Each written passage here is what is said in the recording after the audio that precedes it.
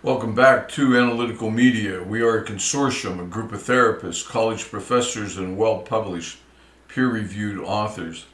And here's the question. Unsure if real events should be treated as OCD or not? Let me read you the question. Hello. Although I haven't been formally diagnosed, and so I completely understand if you're skeptical or think I'm lying to ease my conscience as an awful person. I'm pretty sure I have OCD, since the symptoms, constant intrusive thoughts, hand washing, etc., and effective treatments seem to match.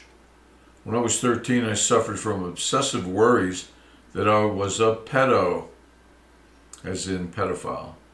I don't have them anymore, and I'm definitely not one, although I completely understand if you're suspicious of this after reading the disgusting event.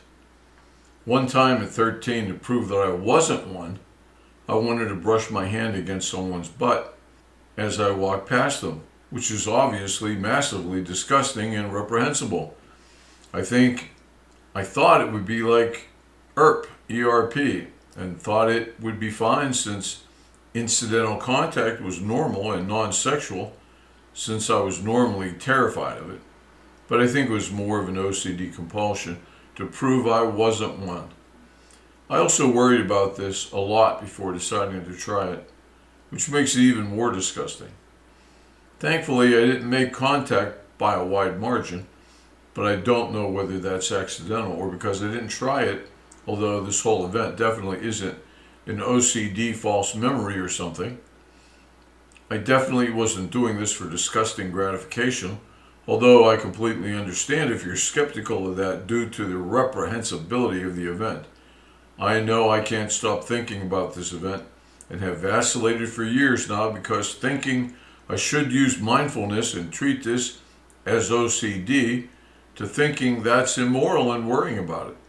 I've emailed a few counselors and an OCD therapist about this, and they said it was probably OCD, but the event is massively disgusting. And obviously treating this is OCD. If the event makes me a monster, it would be a massively selfish and disgusting thing to do. Should I treat thoughts about this as OCD, or is this event problematic such that doing that would be immoral? I'm really sorry for making you read about this if the latter is that case, and I am an irredeemable person. But I don't know what to do. Thanks for the countless people you've helped with your advice. Let's take a look at this in a little more detail. This person starts with, I'm pretty sure I have OCD since the symptoms, constant intrusive thoughts, hand washing, etc., and effective treatments seem to match. Now, my warning to this individual is, what troubles me about reading that is nothing about the letter, nothing about his thinking he was a pedophile. What bothers me is him self-diagnosing.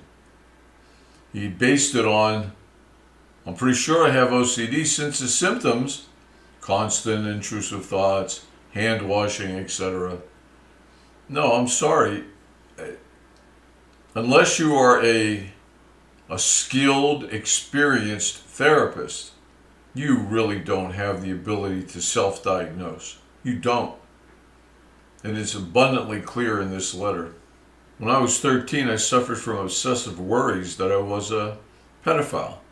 I don't have them anymore, and I'm definitely not one.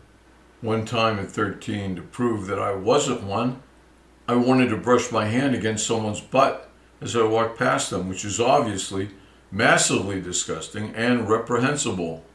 I wouldn't use any of those terms, massively disgusting, nor reprehensible.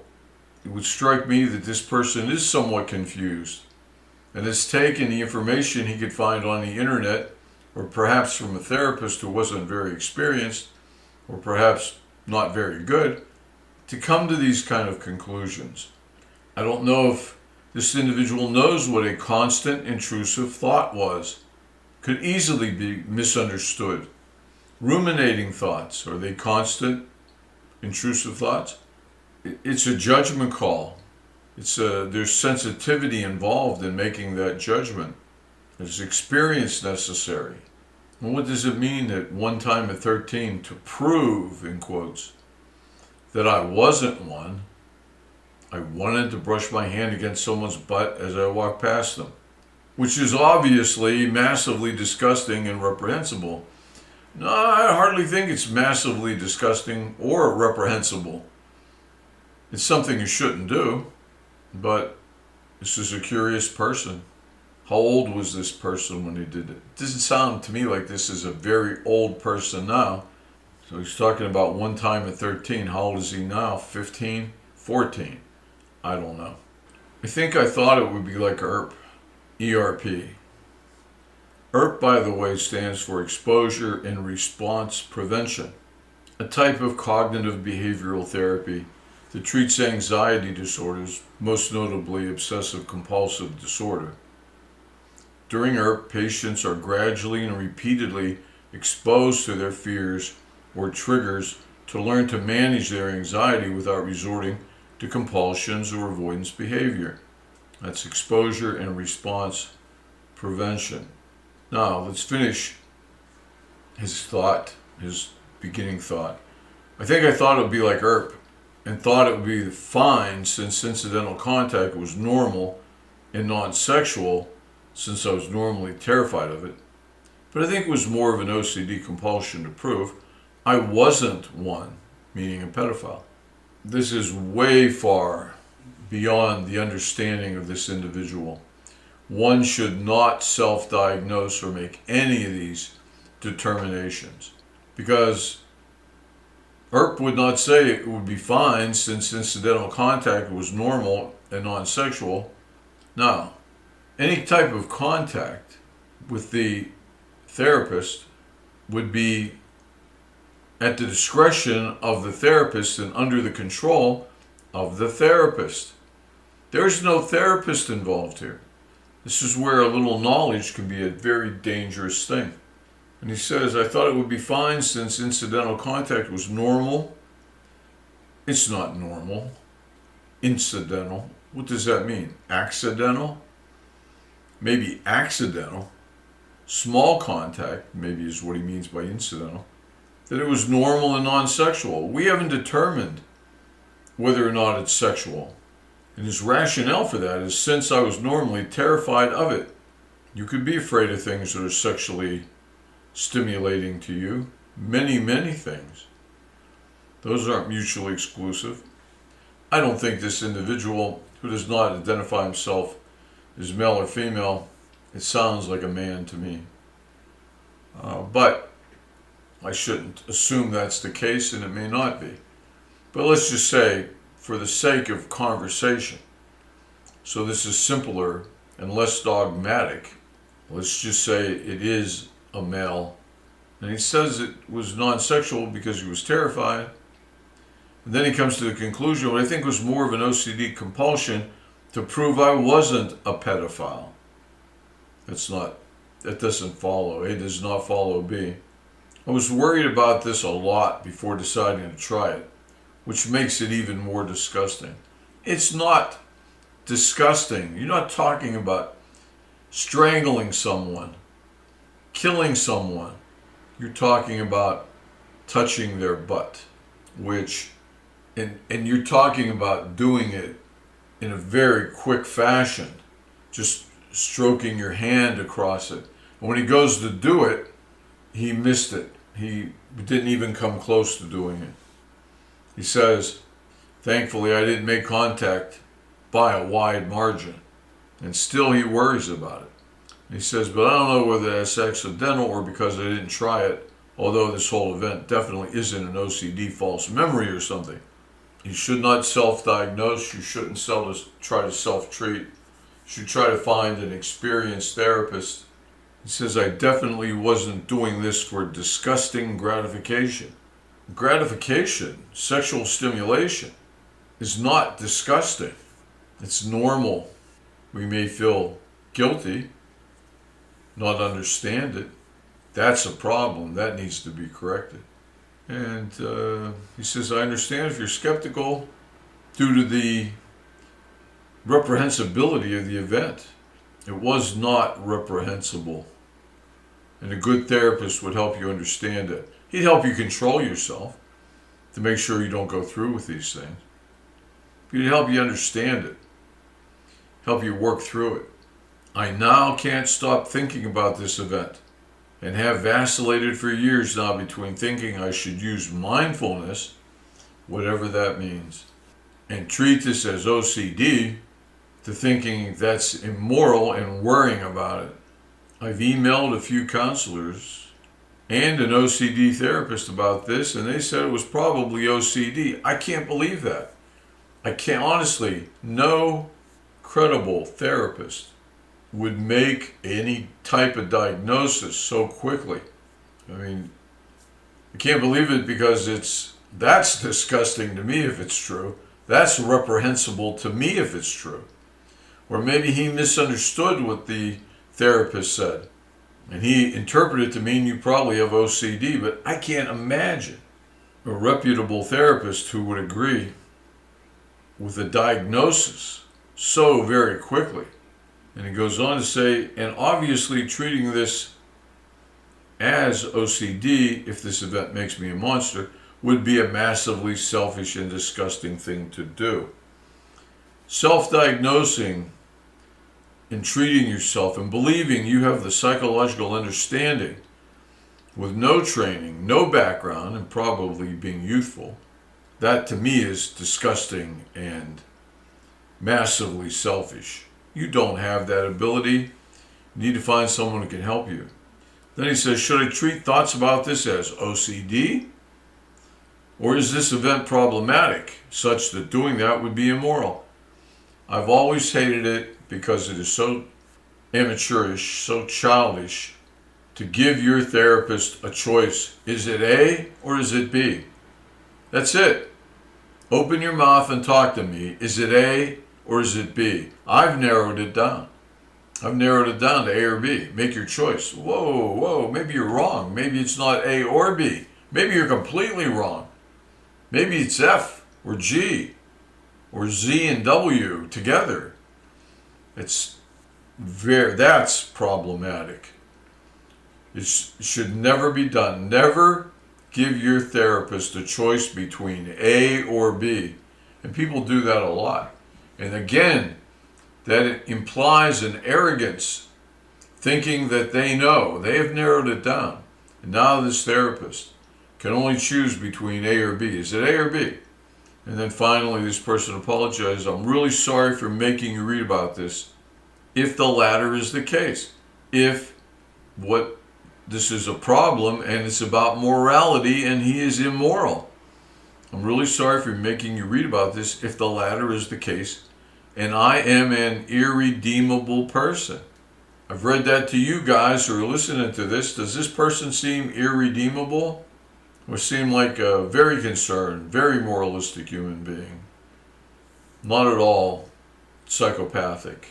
And finally, thanks for the countless people you've helped with your advice. Well, that came from one of our therapists who received this, and I'm sure he would appreciate it. So thank you. And it was thoughtful, and I'm sure it was well meant. This has nothing to do with anything. Here's the question. Has this individual the experience, the knowledge, the graduate training to diagnose himself? I contend no, absolutely not. I think he's wrong, dead wrong. He's going after the wrong person. The mailman did not kill the butler in the library. We don't know. He doesn't know what this is about. Clearly, he is anxious about things. He does seem to have an obsession about anything dirty or immoral, or what he considers to be dirty and immoral. He's afraid to do that. That's all very, very treatable in therapy, to come to understand things, to see them the correct way. Is this OCD? I think it's also oftentimes a mistake to think that OCD is the primal cause of certain behaviors. There may be another condition which causes OCD-like behaviors. That could well be the case. Basically, this is some type of anxiety based on some sexual thoughts or feelings or fears of immorality. That's where it needs to be treated. It shouldn't be treated like OCD. You need to find the underlying cause, because where's the rest of it? He writes this letter, or she writes this letter, from the standpoint of OCD and nothing else. It's either OCD or this person's irredeemable, cannot be made better. You're not fit to make this conclusion. You just don't have the ability to do it. You don't have the knowledge. I appreciate your interest in fixing this, thinking about it. But you got to realize you're not the one that's going to do this. You want to do something to help yourself? Find a good therapist. Somebody who's going to listen to this. Somebody who hasn't judged it to be OCD in a couple of emails you wrote. And I guess that's the danger. People need to be qualified. It doesn't mean that there's some external validation. You should interview your therapist on the phone. You should interview them. You should just talk to them. And it should be a number of people. You should call up and tell them what it is, and you want to talk to the therapist and ask questions, let him ask you some questions. And almost everyone would give you 15 minutes on the phone. Thank that person, call another one. After you've talked to 4 or 5 minimum, pick the one you like the best. Because every study shows that to be the case. The person you were talking to easily, the person who seemed to be responding to you at the right times, the quality of that conversation indicates how much that person can help you. Because other than that, what can we say? You need a behaviorist. You need behavioral cognitive therapy. You want an analyst. You want a Jungian, a Freudian.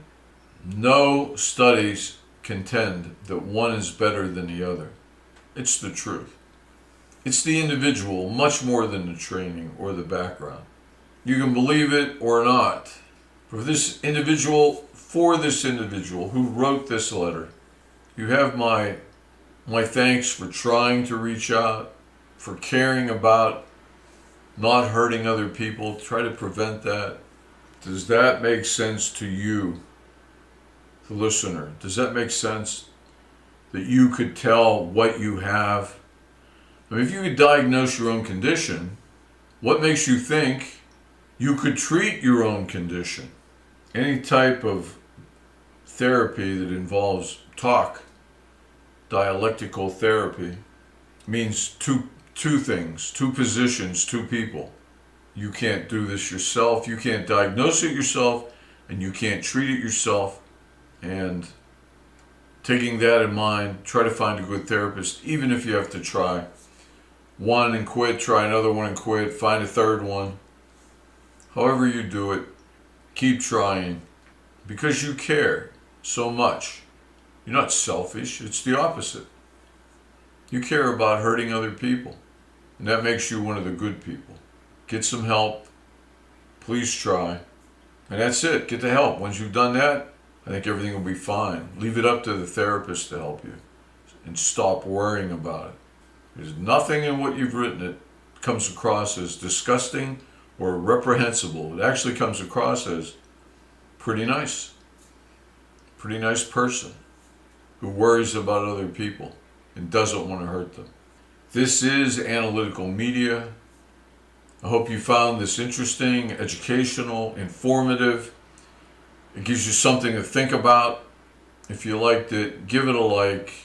Recommend it to your friends and subscribe, because that gives us the ability, through the algorithm of YouTube, gives us the ability to help other people. As this spreads, we will help more people, and people need help. There are people out there who would benefit from what we have to offer. So, please subscribe, please take care, and hopefully you'll join us in the next video, and you'll be notified if you subscribe. So that should all work out fine. This is Analytical Media, over and out. Come back, subscribe, take care, and good luck in everything you do.